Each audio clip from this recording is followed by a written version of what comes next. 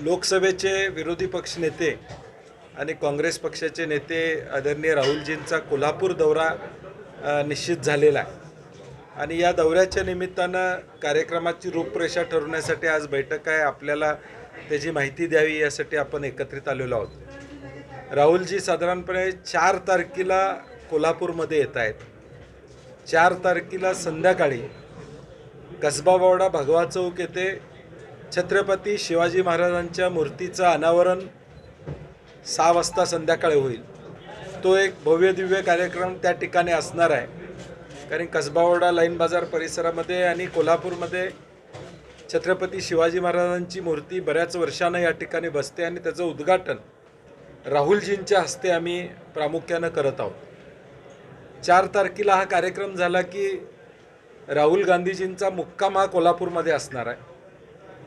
5 तारखेला सकाळी शाहू समाधी स्थळला 15-20 मिनटं अभिवादन करून तिथं थोडा वेळ ते थांबणार आहेत आणि तिथं काही कार्यक्रम असणार आहे साधारणपणे।